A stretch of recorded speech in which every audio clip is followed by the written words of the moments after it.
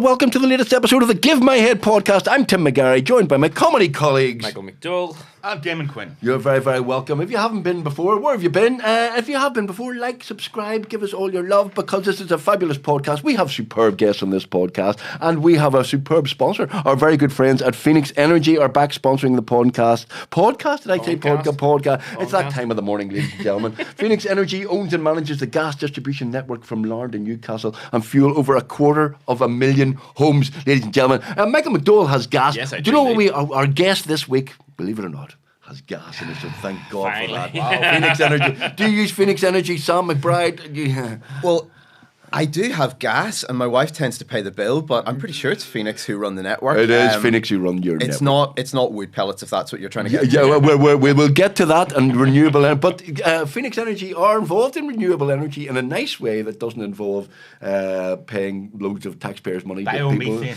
Biomethane. Do you know what biomethane is? I know where it comes from. It comes from a rather unpleasant place. Yes, but it creates great energy. I'll take your word for it. It's the future. Have you ever produced biomethane? This is getting very personal very quickly.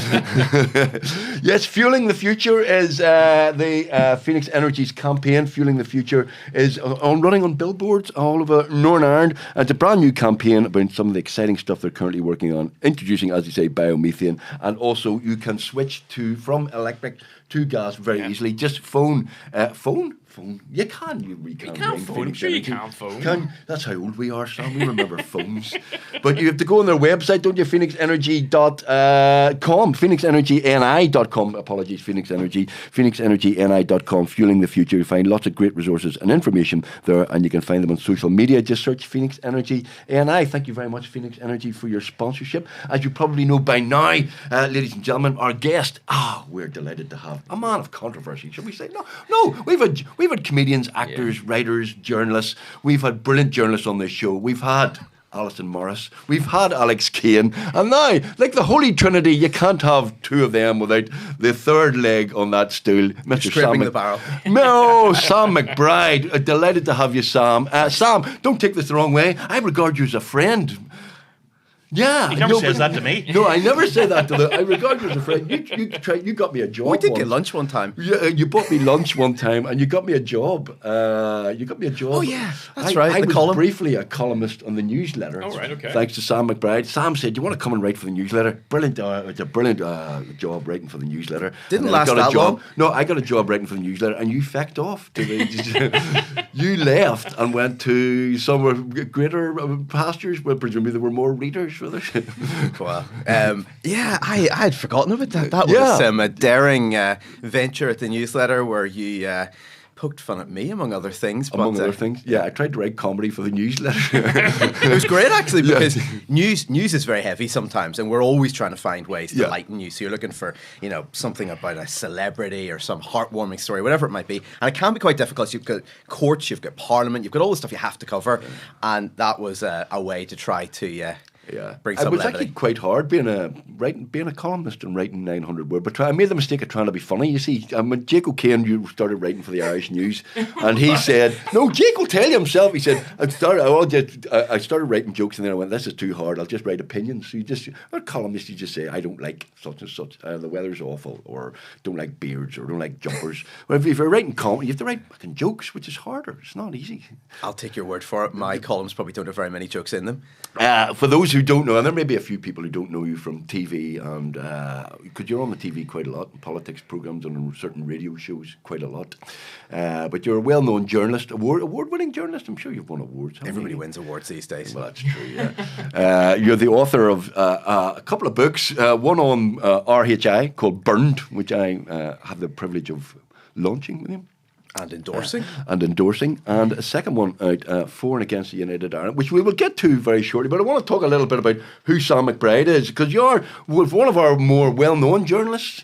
But you're one of the younger ones, are you? Kind of probably not anymore. Are you not? What age are you, Sam? 41, am I? These things are relative. I was born in 1983. You're quite young to us now. Yeah. You were born in 1983. Wow, 1983. We were just first year in Queens. We were at Queen's University in 1983. I was having a fine life. Young and then law I met, students. met those lads in 1982. So now look at me. So I've been brought in here to try to capture the middle-aged audience. Exactly. Then. Yes, you're lowering our 1983. And what you're about? Where are you from? Are you a Belfast man? You're So I think of myself as being from Belfast, but I'm really not. I'm from the countryside outside Belfast, near Mollusk, Templepatrick, up in the hills, basically the far back end of Cave Hill. My dad was a farmer, and so I grew up, I suppose, on the edge of the city, but out in the countryside. It was slightly foot in both camps, you might say, and yeah, I never thought that I would be doing this job, and I think it's fair to say my parents didn't think I'd be doing it either. Do you know what? We've had loads of journalists on here, and not one of them went, I wanted to be a journalist, and I thought, I'm going to be a journalist, and they all did other things. We had Chris Murray, trying to be a footballer. You know, everybody would kind of coming in a weird direction, and you're the same, were you? Yeah, I mean, it's a bit of a dumping ground, journalism.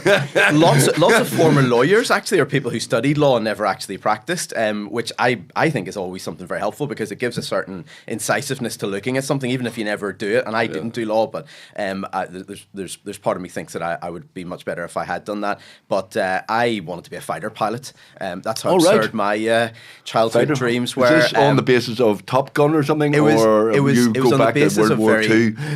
very little, frankly. I actually, we're in Hollywood here. I actually got as far as going to Palace Barracks to apply. Wow. They sent me for an eye test. My eyes weren't up to it. Frankly, I think my brain wouldn't have been up to it either. And I would have been the sort of person who would have questioned the orders and all the rest of it. I mean, I would have been supremely ill-suited to flying a bombing. I mean, I would have said, hang on a minute, should I really be pressing this? No, I'll just go back. And you can't do that in the military. You have to follow instructions. Then I wanted to be a chef. Then I ended up working in a bakery. Yeah, I love cooking. Cooking. But so if it all fails, I'll maybe try my hand at that.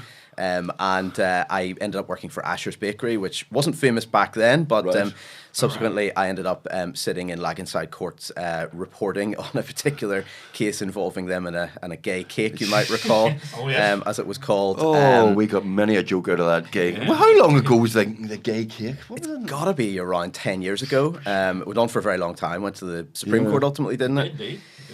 Actually a very significant case, as well as being, some people saw it as a very trivial thing. At one level it was, but it was a very important principle, obviously, for both sides. And then I ended up doing English literature at university. Decided nobody's going to pay me to write poetry or write about whatever it might be. And so journalism was what I drifted into. Fell into it. Where did you go to university? Ulster. So I, No, it's a fine university. No, we just remembered it's a poly. You see, that's it. No, I'm sure their degrees are wonderful as well. No, they are. I did English there. So actually, I mean, my lectures there. I mean, I didn't get the grades to get into Queen's. I wanted to get into Queen's like you smart people, and I didn't really take into Queen's, but you get into Ulster University. I didn't take education very seriously until I got to university, and when I got there, I had just brilliant lecturers, absolutely fantastic people who just brought things to life. There's a guy called Joe McMinn, and he would rant about the Philistines, as he called them, the metal bashers down in Block 6, which were fellow members of the university, but they were working in hands-on technologies and building things, and he was trying to instill in us. He was trying to instill in us a sense that there was something, sort of some higher calling that we were involved in here. I mean, it was all a bit of an act, obviously, but there was a real sense of these people, trying to get across just this matters, this is important. And then I did journalism up in Coleraine. There's a great course there, a guy called Colm Murphy, used to work for the Sunday Times, runs it, and drifted into Belfast Telegraph, and that was it. You drifted through life. So 1983. So you're not really a child of the Troubles. You kind of missed most of it. You're 10 when 11 when the Irish ceasefire happens in '94. So, but we lived through all that. We kind of forget now. That's ancient bloody history now. And you're in your 40s, and you were telling me you're involved in a court case where the jurors are kind of 20 years younger than us. Than you, sorry, 20 years younger than you. They won't remember any of that sort of stuff. It's extraordinary. I mean, there are people going to university now who were born after September 11th. I mean, it's it's just remarkable to me, but I'm sure that it's even starker to someone. David Trimble passed away a couple of years ago, and they interviewed some school people, seventh years, sixth formers and seventh formers, and one of them said, "Oh yeah, I think I remember him. I studied him in history." He was on our TV every night, But but these things happen. Some time passes. You're not a troubles journalist. You're kind of between the peace process.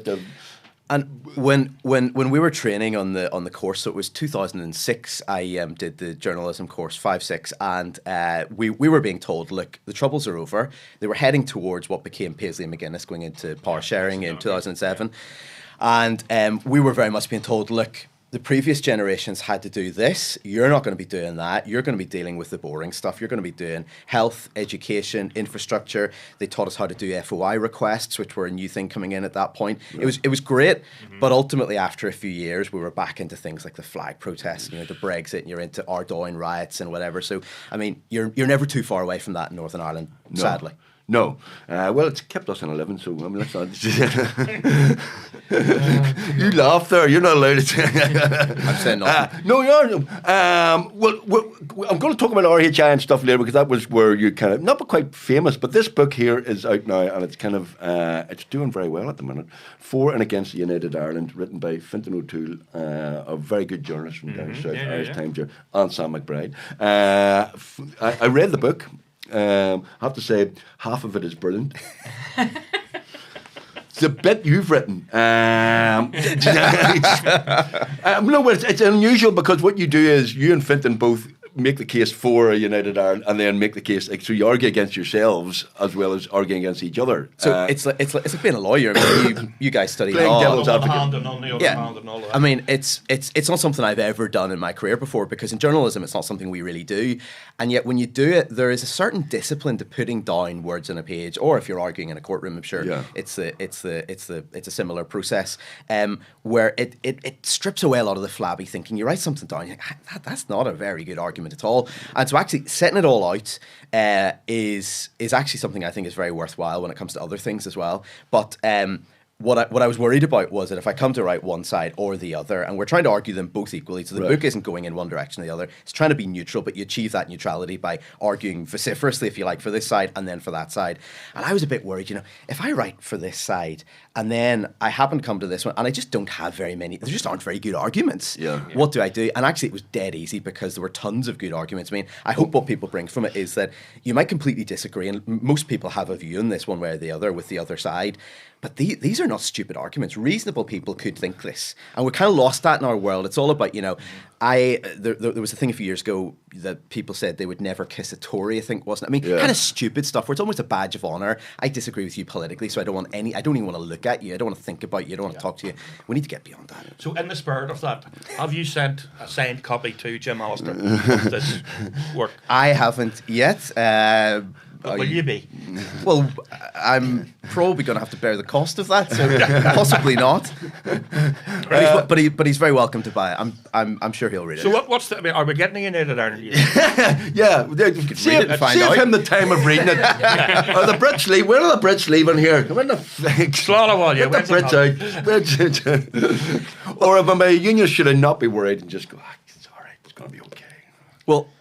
What struck me about it when I was writing it is that if you're a unionist, you've got this enormous advantage that unionists don't. I was political editor at the newsletter for over a decade, so I have a pretty good understanding of how unionists think about these things, and they're always worried about it. But you're a Lundy because I've seen your stuff online, and you are a Lundy, and every time you put up something about vaguely neutral or controversial, you're a Lundy. Well, if you try the union, you're not a proper unionist. If you were to try to please anybody, you really wouldn't do very much. So those people often think that they're being assaulted from all sides, they're losing everything, they're on the back. There's this genuine siege mentality, and it obviously goes back historically to things like the siege of Derry and other things. But actually, when you look at it from that perspective, where you're arguing both sides, it's a massive thing to have the status quo. I mean, just to have what exists right now, it's really hard to change what exists. If you're, I mean, if you're working in a job, it's a big thing to get out of that job. If you're in a relationship, it's a big thing. I mean, just being in something is a big deal, and it's really hard for the other argument to succeed there. So most people don't waken up and think about politics or think about removing the border or adding to the border. I mean, it's just life exists, and they worry about other stuff. So having that is a massive advantage. I think unionists often don't even realise how big. Now, if you're a nationalist, you say that's terribly unfair. And Ireland should never have been partitioned. It's a travesty of history.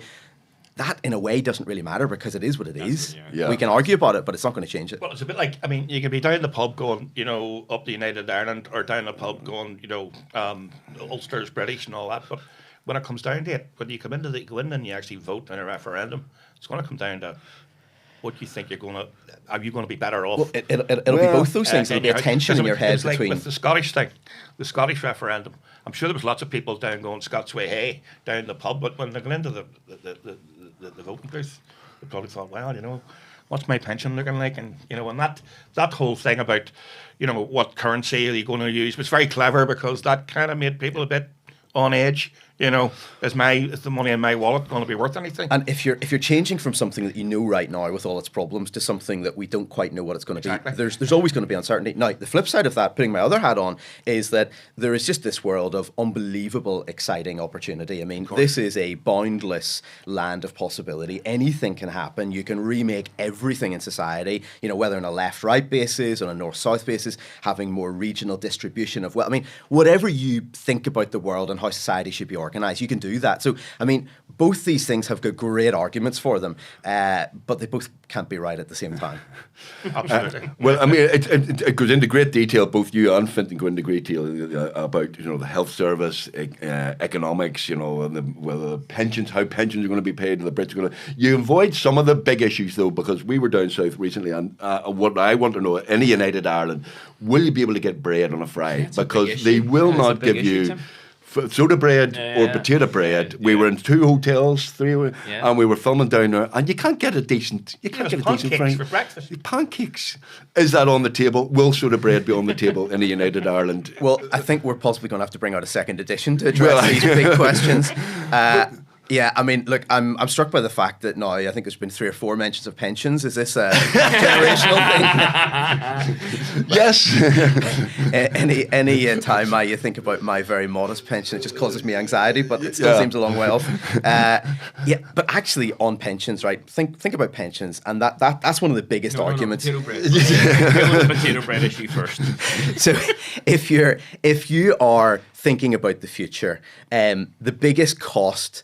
The single biggest cost to Northern Ireland to the British government right now is welfare, and of that the biggest cost is pensions, and so that would be borne potentially by the Irish government or by the entire island if that was to be if our affairs were to be organised on an all Ireland basis. And there's arguments about this between academics as to is it a 20 billion bill overall for the cost of Northern Ireland? Is it 5 billion? Is it 3 billion? Yeah. I tend to think it's somewhere in between those two extremes, but it's significant, and we can't exactly know what it is. But on pensions, think about this, right? So let's say you take the most optimistic case for unity, and you say the Brits will keep paying the pensions, which is optimistic but possible.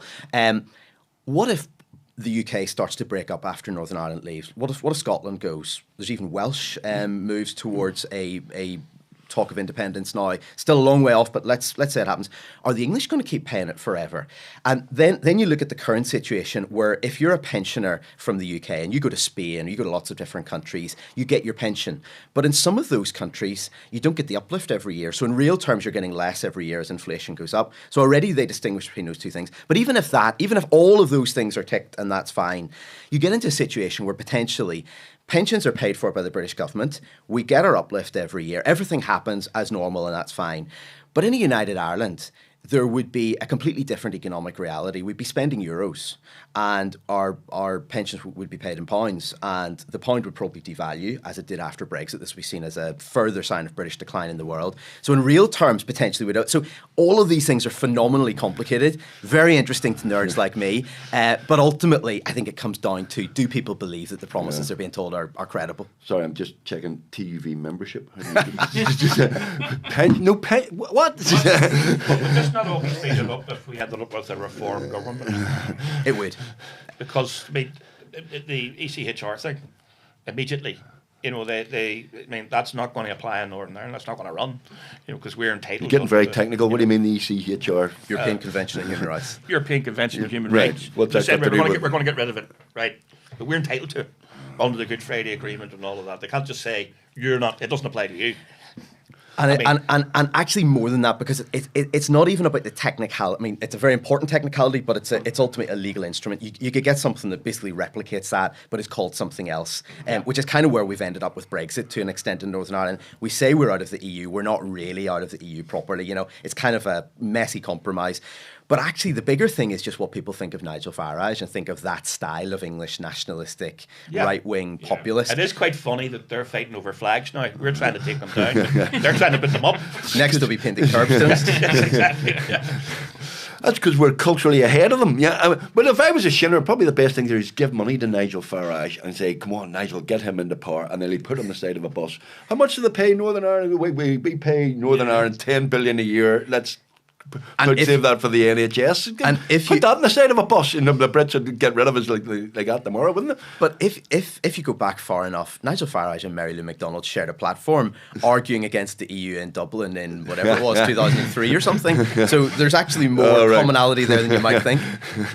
Yeah, so the Shinners have shifted slightly, haven't they? Shinners mightn't like a lot of this. They mightn't be terribly pleased because Fintan and you are kind of going, it's far more complicated than you think. They're very optimistic, their views of the finances, education, even uniting an education system seems very complicated. But there is a bit of optimism. They kind of, you know, if I think you put it quite well in this, you know, we kind of forget we're whinging hoors, aren't we? We're whinging bastards. Listen to the Nolan Show. But we're actually very rich. We're talking very about me rich. when I'm on the radio? No, I mean the country, as a country, we're very rich, we're very well off. Our standard of living is very good. Nobody's really shooting each other anymore. We're very lucky to be in this part of the world, you know, and there was huge opportunity here. Enormous. Enormous opportunity. Enormous. So, I mean, my father worked as a dairy farmer, a small dairy farm on a windswept hill outside Belfast. And generations of McBrides did that. And, you know, I was the first person who went to university, you know, sit in a comfortable office. Ulster University. Halfway to university. And sit in a comfortable office, you know, live in a comfortable house, don't worry about food or clothes. I mean, all of that stuff, we very quickly forget that. And it might sound a bit, you know, preachy to say that, but it does matter. And so lots of the things that strike me when I was writing this book is that we have these ideas that are out of date. So, you know, they're either in 1690 or 1798 or 1921 or 1950 or whatever it might be. It's not that they were always wrong. I mean, there is a lot of historical weight to those things, but that's not where we are today. And so if you had a United Ireland or if you never had a United Ireland, how much would your life actually change? I think the truth is that for most people, not that much. These are two wealthy, Western, democratic societies. People are treated well. There's no religious persecution. There's no discrimination of any structural sense based on, you know, you're Catholic or Protestant or Union, any of that sort of stuff. We've moved way beyond that, I think it's fair to say. And so actually, you're arguing about things that are very important to people's identity. I'm not trying to minimize that. That's really important. But in terms of the practicalities, you know, are you not going to get any welfare payments if you're in United Ireland? Of course not. You're probably going to get more potentially, but are you going to be dreadfully left behind in the UK? No, these are two remarkably successful examples of human civilization that most people in the world would give their right arm to be in, and we're arguing over which we're in. Yeah. Which is why people keep wanting to come and writing here. books about it. Right, why people keep wanting to come here. Did you meet Fintan at all? What way does it work? Did you just write separately, or did you? Yeah, so Fintan is a well-known erudite man.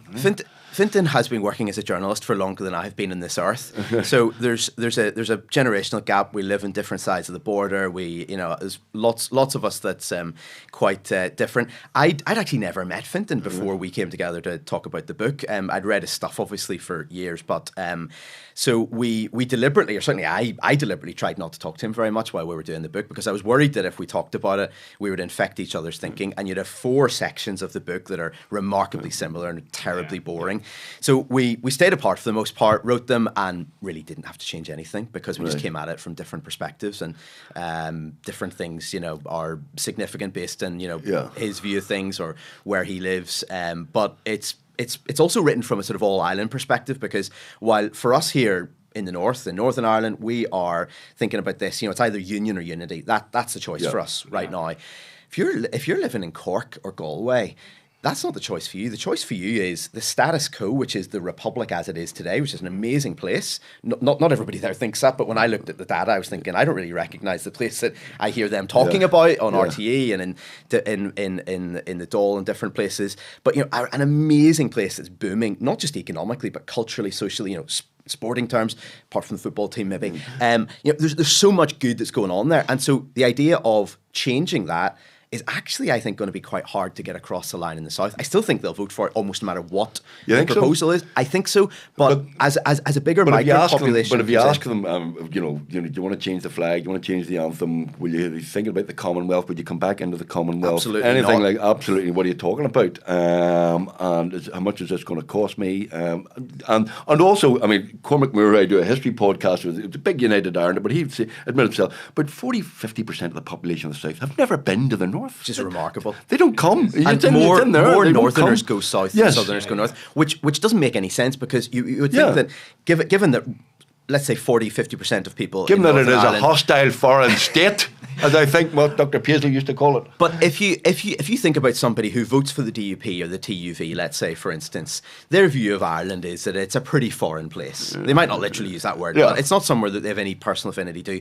If you're in the Republic, you're meant to have a worldview that this whole island is one country, essentially. Fields, so each it one ought to be the other way around, and yet that's not the way it works out. And what that means is that partition worked to some extent, doesn't it? Well, it's been, or were they always anti-northern? Do you think was there always an anti-northern thing going on there? So, you guys are very interested in your history, and you will know that the northeast of the island was always slightly different. The Kingdom of Dalriada, the fact that it's close to Scotland. Even before you get to the plantation, which obviously accelerates this, there was always this slightly distinct thing, and you had a very polarised thing across the island with different kings and different kingdoms, and the borders would move all the time and different things. And so, in the sort of pragmatic argument that I make for partition, it's that while the actual the precise line in the map was very odd and was fought over and was done in sectarian lines and was done to lock in a Protestant majority, all of that's absolutely true.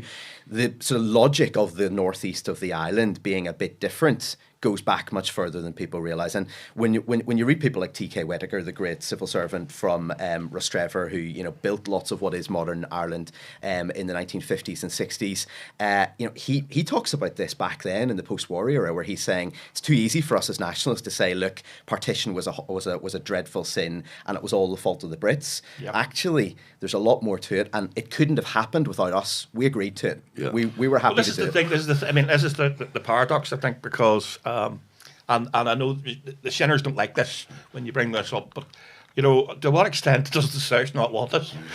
It's really, to what extent are the South even more partitionist than the Unionists? Well, the reality of having a border there for over a century, which nobody, I think, really thought in 1921, is remarkable. Set aside whether you think it's a good thing or a bad thing, the idea that this thing has endured is pretty amazing and shows how difficult it is to get rid of it. Mary McAleese, I'm sure she won't mind me saying this, but she had a party for us down in the Aras years ago when to celebrate giving a headpiece, and I asked her, how are you getting on, and she says, well, because she taught us law, you see, so we know each other.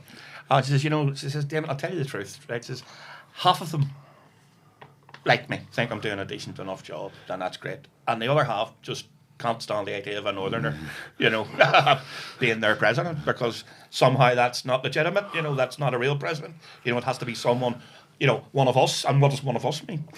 Well, there are certain realities. We consume different media. We live in different ways based on facts that we can't really control. So we have the NHS. We have got there are certain realities, and there's also the reality that if somebody is killed at the end of my street, I'm really interested in it because it's local to me. If they're even knocked down and hurt their leg, I'm really interested in it because they're local to me. They might be my neighbour. If somebody is killed in Cork, it's not really that interesting to me. And it's not because I'm some sort of heartless person. It's just that we can't care about everything bad in the world. So the further you get away from something geographically, the less interest you have in it. And I'm struck when I go to places like Cork that there is a genuine sense of, what's it like up there? Genuinely, and it's not. I think that's true in reverse. If you go to Ballymena and you start asking people what they think about the West Cork, probably a pretty limited understanding. But it's not just Ireland. I mean, it's like that. I mean, I know people in Spain like, who've never been. You know, they're from Madrid and that sort of surroundings and that sort of Castillo, Spain. That they've never been to Andalusia. You know, they've never been to Catalonia. You know, they've never been to the Basque region. You know, I've been to more places in Spain than quite a few Spanish people have met. Yeah. There is that. It does apply everywhere, really, doesn't it? But I think coming back to what you said about Sinn Féin, I mean, what they say is let's have a border poll by 2030, right? It's a great slogan. It's dreadful politics. If we actually did it, it would be catastrophic. I mean, we are not ready. Nobody would say we're ready. I interviewed Colin Eastwood 3-4 years ago for something, and he said to me, I think it was Boris Johnson or Liz Truss were Prime Minister at the time, and he said, and it was totally on the record. He said, I'm really worried that they might call a snap border poll, and we are not ready. And, so you had a leader of a major nationalist party saying, please don't call a border poll. Please just keep things as they are for now. But he was being responsible because we're not ready. And so to me, writing the book, the thing was, Irish unity is a serious idea. It's not a stupid idea. This is a serious idea. You need to take it seriously. So let's discuss it. And when you say to Sinn Féin about this, they will often say, let's have the conversation. And you say, right, let's have the conversation. Yeah. And they clam up. It's all about no talk about a flag, no talk about a federal system, no talk about keeping Northern Ireland. You could keep Northern Ireland in a united Ireland. It might sound bizarre. You could actually do it. You could keep Stormont. You keep the Northern Ireland Civil Service. You could keep, you could keep a BBC NI type thing. I mean, oh, thank God! I knew we'd get there eventually. We're all right. Right, Sam. Lovely chatting to you, mate. No, sorry, I interrupted there. But yeah, if you were giving advice to the Shinners, I'm not saying that you would give advice to the Shinners, but if you were to give advice to the Shinners to say how to proceed, what would be your best argument to them? Because there's an argument to say that the worst argument for the union is unionism and the Jamie Brysons and the DUP and all of that. And even unionists don't really like unionist politicians. There's a lot of Shinners, or most nationalists would call the Shinners are the worst argument because they've got all the baggage of the Troubles and all of that. But they're the worst argument. What is the best argument you think from a nationalist perspective to say yes, this is the way forward? So the most convincing thing is not words, it's actions. So look at what Micheál Martin's doing at the minute with this shared island thing. Now, it's annoying Sinn Féin because they're saying he's not doing enough, he's not urgent enough about it, and he's talking about, 2050 and things like this, which just appall them, understandably. But the principle of just basically killing unionists and Northerners with kindness, throwing billions at us, even I'm struck by the fact that even Jim Allister I haven't heard objecting to the shared island money, because who's going to object to an hourly train service? Yeah. Who's going to object to a road upgrade? It's really hard to get worked up about that stuff. Yeah. So it's very easy to say you'll be treated fairly, we'll do this, we're really sincere, we're going to have an outreach office or whatever. We know people here don't believe those words, and so therefore it's about demonstrating things. What Sinn Féin, I suppose, show to me as somebody analysing this as a journalist is that they're obviously brilliant at winning elections, amazing at winning elections. They're really serious about that. They're not serious about this at all. They simply have not engaged with these arguments. Read Brendan O'Leary's book and read Padraig O'Malley's book. There's lots of big, thick academic books out there that a lot of normal people will not read, and that's fine. But Sinn Féin really have no excuse for that. This is what they say their entire party is based around. And likewise, when it comes to the DUP, while I'm saying the status quo gives them an inbuilt advantage, there's also a potential recklessness to thinking that they've got that so they can sit back and do absolutely nothing. And they have clearly wound up an awful lot of people. Brexit's the prime example, but it's not the only one. RHI, just real arrogance. And I think now that they've been knocked down a peg or two, they're second in the Stormont pecking order. I think we are seeing a little bit more humility emerging there now. It's in flashes, perhaps, rather than a consistent theme. But both of those parties are the worst advocates for their side. Yeah. Is there a sense that kind of history has got beyond them, that they're still stuck in the past, and that we've all moved on in a sense? We still vote for them, yeah, but that's kind of... But that, well, you know what I mean, though. But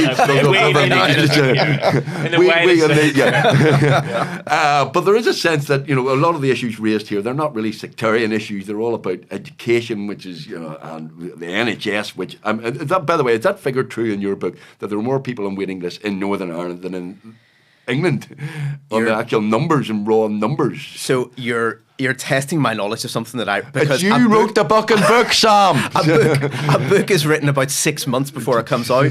So, but our waiting list, I mean, shocking. They're shockingly bad. I mean, compared to the rest of the UK, I mean, it's compared to the rest of the UK, I mean, there would be protests outside Downing Street every day if what was happening here was happening in England.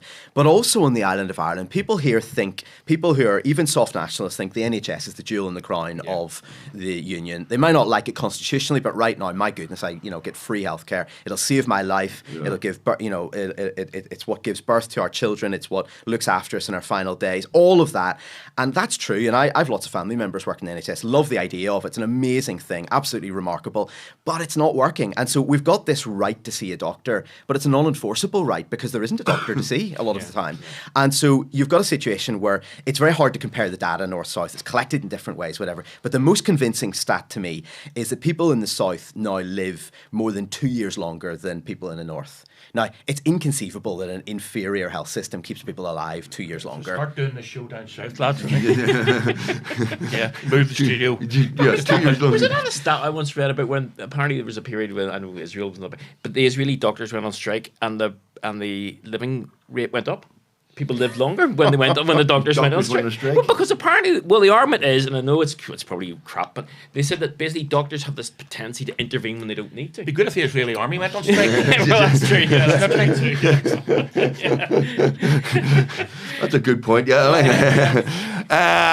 So our health services. I mean, you're not allowed to say it because you're a journalist, but I can say, fucked. And it really is. But.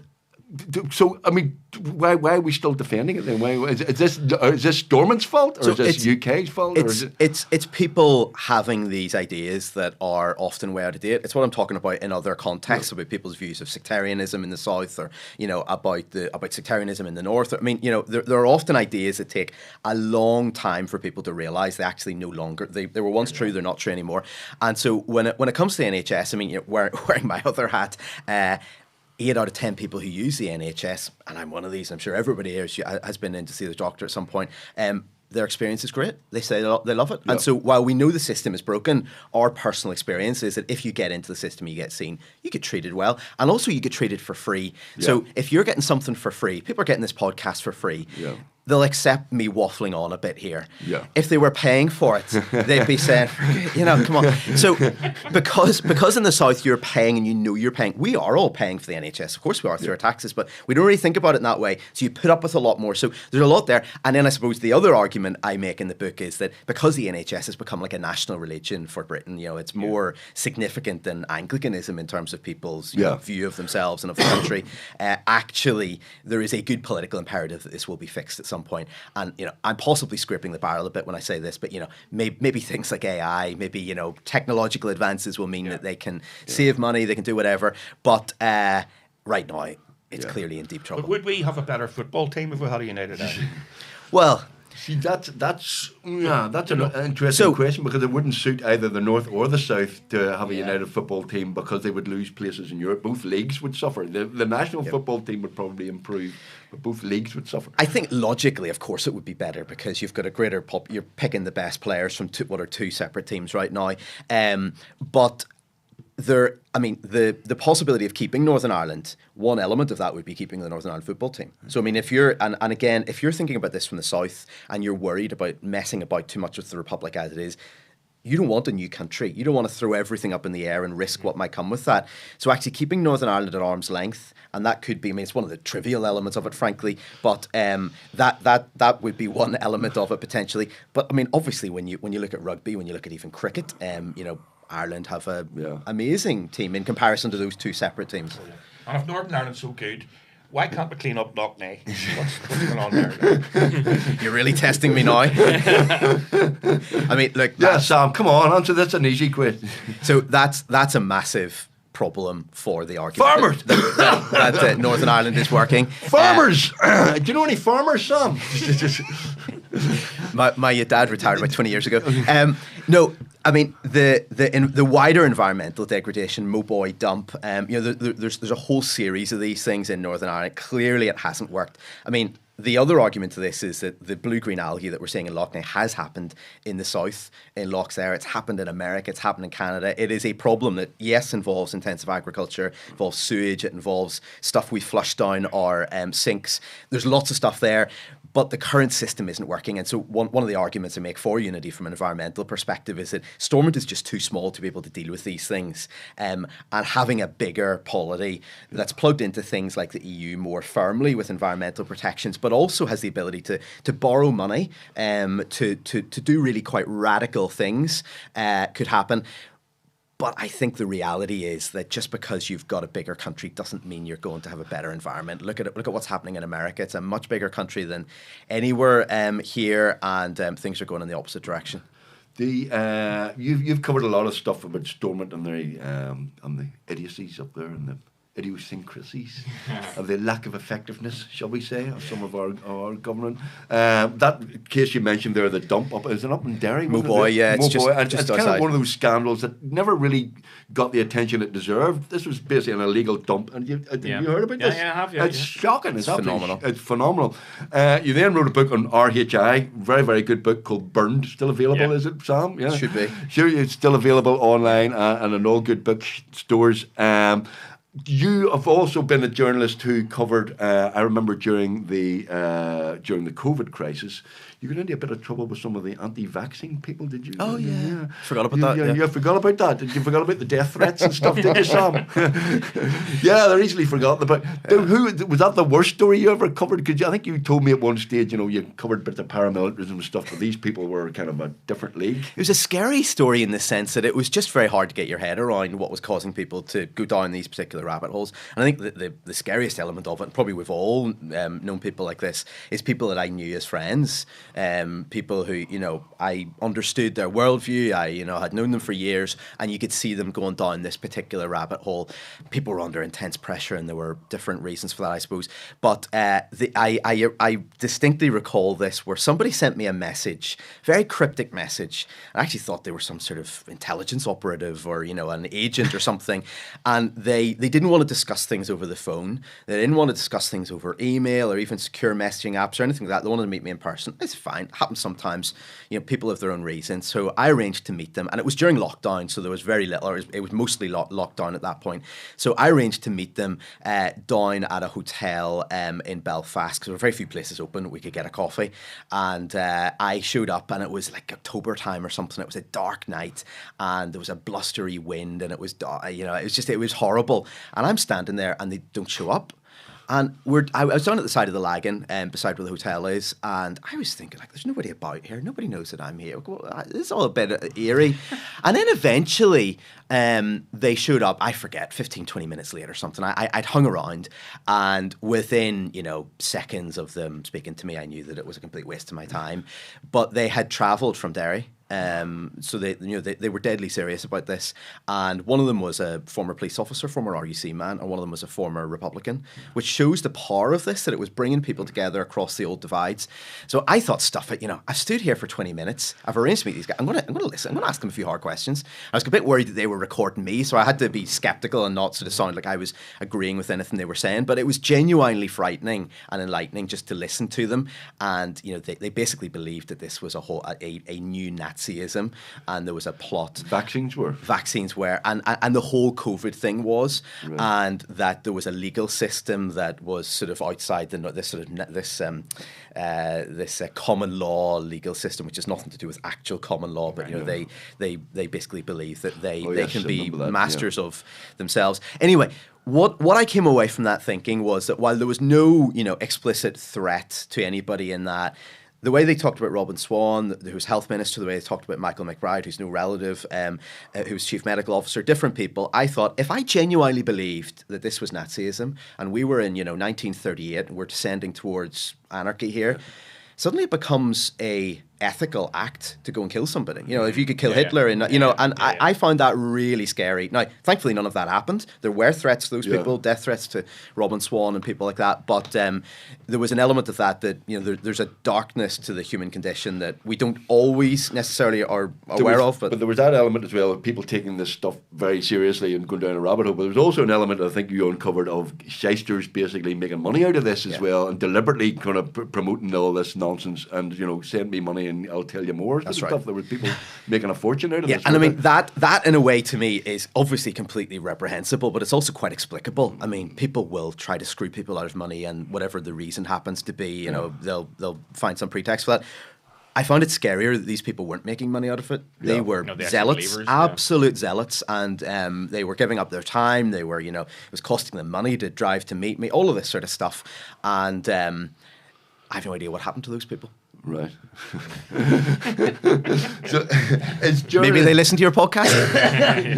If you listen, you're very welcome. Like and subscribe. In fact, come on and tell us about the Nazis and the vaccines. And worry about Nazism, though. You don't really need to worry so much about a COVID vaccine. I mean, there's plenty of it to worry about. Wow. That's it's a bit more explicit in other places. Yeah. Is proper journalism screwed then because there's so many unofficial journalists and experts doing their own research online? Well, when I started in 2006 at the Belfast Telegraph as a young reporter, and everybody then was saying to me, "Get out while you can. It's all doomed. Absolutely." It's a dreadful prognosis for this industry. And my view of this was that, if the ship was going down, I would stay on until the last minute and then jump in because I was enjoying it. I thought, journalism does some good in society, but it's also a lot of fun. You get to ask a lot of very powerful people a lot of very impertinent questions, and that's surprisingly something which actually is very enjoyable. But actually, the last 4 years, so COVID was the low point in terms of it looked like papers were going to close. I was at the newsletter at the time, and we all took a pay cut of, I forget what it was, 10% or something, because genuinely the company that owned us seemed to be heading for the wall. And people were not allowed to leave their houses. You couldn't buy a newspaper. Old people were the people who were most likely to buy newspapers and were least likely to leave the house because it was so dangerous. So, I mean, it was just absolutely dreadful. And then paywalls came along, and as intensely irritating as they are, as a consumer, they saved newspapers. And so I've got a job at the Belfast Telegraph because we have a paywall where 16,000 people pay money to, at a small rate, it's, 30, 40 quid a year, whatever it might be, but it brings in serious money, and we're able to pay people to go and do journalism. So yes, things are splintering. The idea of, the Belfast Telegraph when I joined, where it was selling 100,000 copies, those days are gone. And the idea of the old newspaper, where I remember my dad, buying the Belfast Telegraph 2-3 times a week, maybe. He'd bought the newsletter for Farming Life at the weekend. And it was as much to buy a sofa in the classified section or sell a car or something as it was to do with the news section. All of that's now gone to Google and gone to Facebook. There's a big duopoly there. It's just gobbled up all that advertising. But there are new ways. So I'm optimistic despite being a journalist. Right. You're optimistic. Oh, that's good. And do you think that the AI and all that sort of stuff and, all the...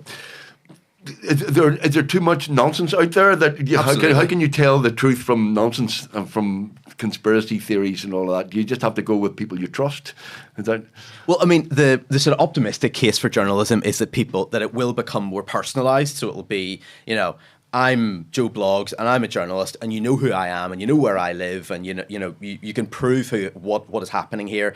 This other person, you've never heard of them. So that is the optimistic case. There are other possibilities that are much bleaker. But all news is propaganda, though, isn't it, really? What's that? Sorry. All news is propaganda, really. Well, it's not in the sense that if you go to court and you report what's said in court, that's not propaganda. If you go to a council meeting and you report what's said, that's not propaganda. I mean, if you've got different newspapers with different perspectives, they will have a unionist perspective, a left-wing perspective, a right-wing perspective. I mean, that's where they're coming from.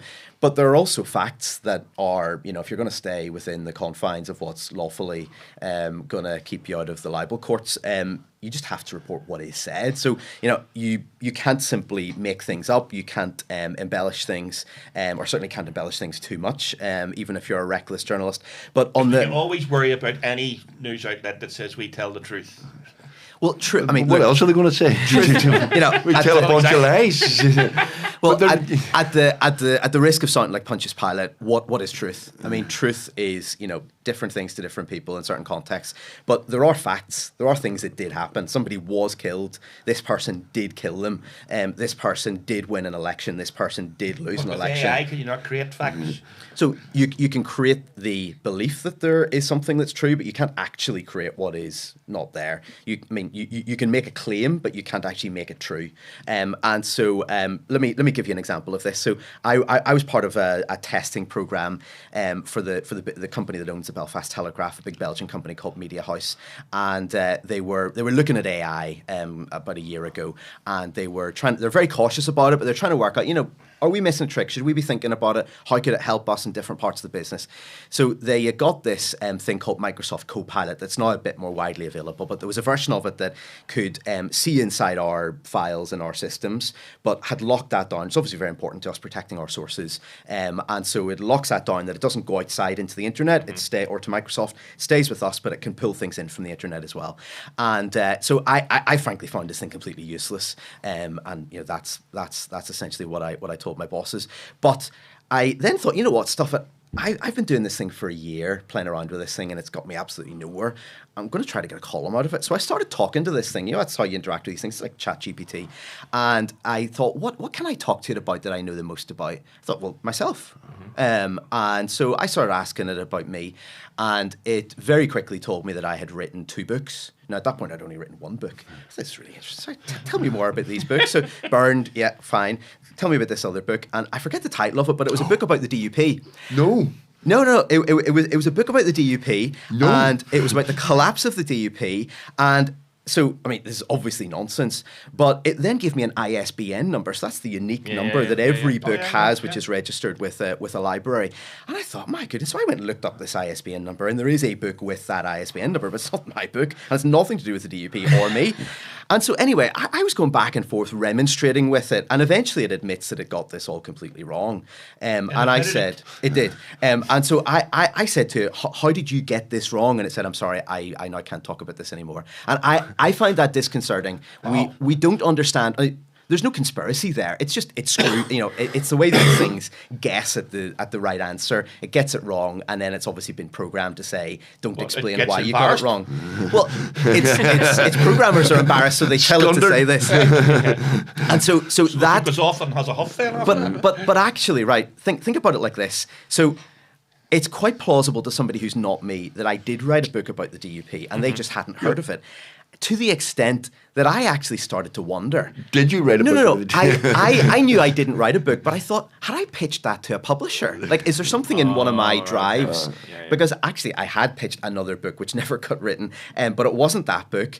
And ultimately, that wasn't the case. It was completely made up. But that's the level where, to most people looking at that, they think maybe he self-published it. Maybe very few people ever saw it. You know, I find that very unnerving. If you Google Sam McBride books, there's a second book written by Sam McBride, which is a book about the theology and myth in talking.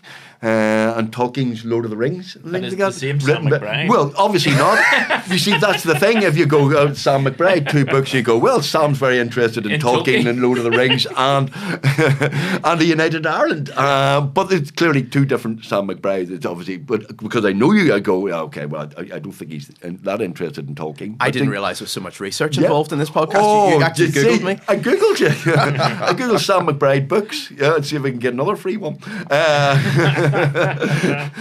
Sam, 2 things before we go. Number 1, are you good enough journalist that the PSNI follow you and bug your phone and have followed you here?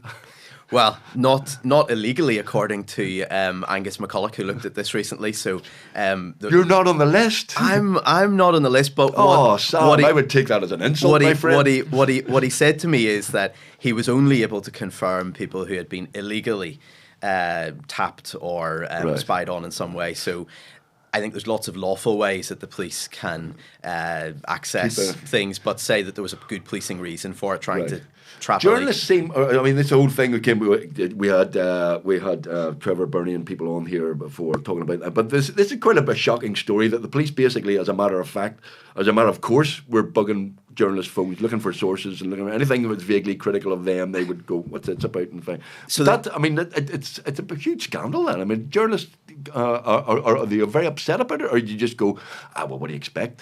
Well, I mean, both, I think, in that you expect that if there's something serious that you treat it in a way that people will not be able to do that, and there are certain sources that you will deal with in different ways to others, and you'll use more secure methods of communication or maybe meet them in person, and there's others where you think somebody might be listening, but it doesn't really matter. If they want to listen in, fine, it's going to be boring.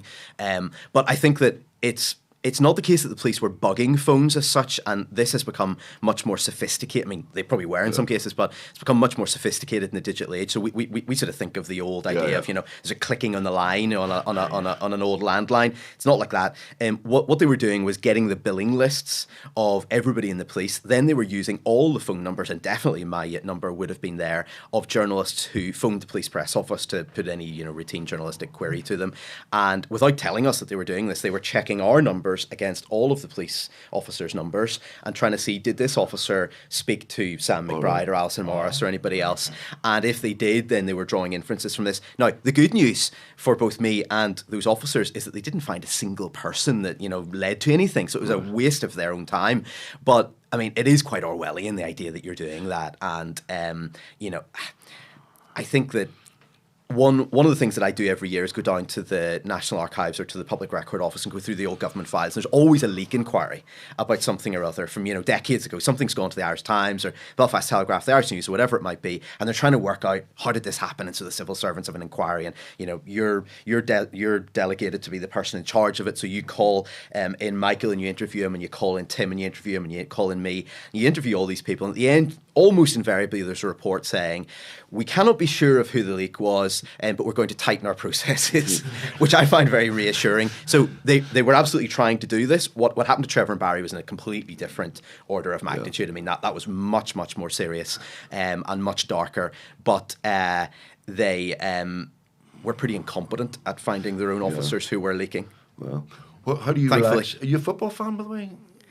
So I play a bit of football on a Saturday. My son is a much better footballer than I am. He's 9, but he might make you some money actually. And who's he play for?